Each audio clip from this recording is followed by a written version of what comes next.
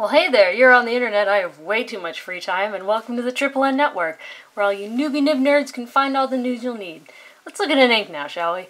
Today's ink is by Diamine, this time in the 80 milliliter bottle, which means it's glass. Oxblood, quite infamous and very popular. Now, let's look at the chromatography.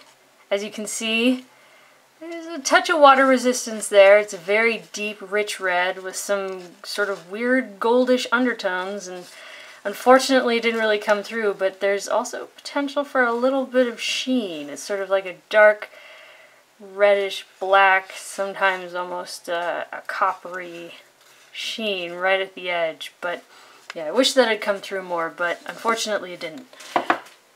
All these tests were done in a Hero 616. Which is one of these Parker 51 knockoffs that you can get in blister packs of 10. They all come in fine nibs unless you're like me and enjoy regrinding them. These, however, were fine. Here's Clairefontaine, 90 grams per square meter. Very dark red. It's an extremely, extremely dark red to the point where I feel like this might even be passable in some professional settings. Dry time was great for Clairefontaine, although I think that might have to do with how fine the nib was. It was 8 seconds. I feel like there's more potential for shading than this swab would lead you to believe, but still there's some there. Water test was not great, but Diamine isn't really known for being terribly water resistant, and that does make it easier to clean out of your pens in most cases. But as you can see, there was some overflow where it sort of dyed the paper around it in the water. So there's give and take. Up next is Rhodia, 80 grams per square meter. Dry time was the same, which I found a little surprising, but that's just me. No noticeable bleed, feather, or spread, just as there wasn't on the Clairefontaine either. Water test I felt was not quite as good. Yeah, I don't know. It seemed patchier in a way, less consistent. But yeah, it was pretty good. I felt like it did fairly well on that paper. Up next is Tomo River, where I feel like you had the most potential for sheen. However, I think the nib was just too fine to put down enough ink to really give it sheen. However, in the smear test, I feel like that's where you see the potential for shading best, in a strange way. Dry time was epic. It was 16 seconds. It felt like forever. And water test was okay. Not great. It was kind of readable. It's actually looking more readable on camera than it is in person.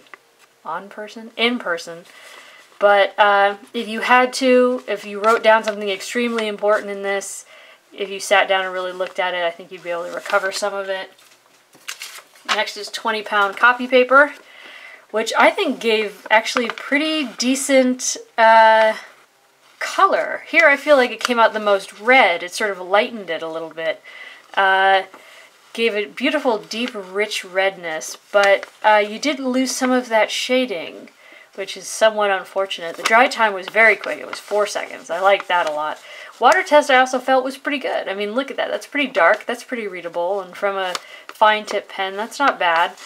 Not a lot of it stuck around, but what did is pretty good. It's pretty in there. Next is Mead notebook paper, which it feathered, as you can see. Yeah, it feathered, and it was pretty bad. An instant, which I thought was interesting. A lot of times you write, and then a second later it sort of creeps out like like slowly growing vines. But this time, when I was writing with it, I put it down and instantly, just like zoop, zoop, zoop, and they would just shoot off. So that was a little sad. The water test was unbelievable.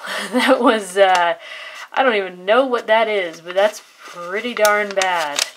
And bleed through was patchy, which I thought was a bit odd. Like here, it's not so terrible, but water test was devastating. Here and there, but not so much here, and then there. I don't know. It confused me. I would not recommend it. Moleskin paper. Yeah, feather, bleed, spread, flatness. There was a longer dry time than average, 4 seconds. I mean, it's not unusual for ink to dry almost instantly on this paper. The water test was terrible. I would not recommend this ink even in fine writing pens on these cheaper papers. They really didn't do well. They really didn't do well. So obviously in a broader writing pen, you know, you really wouldn't want to push it.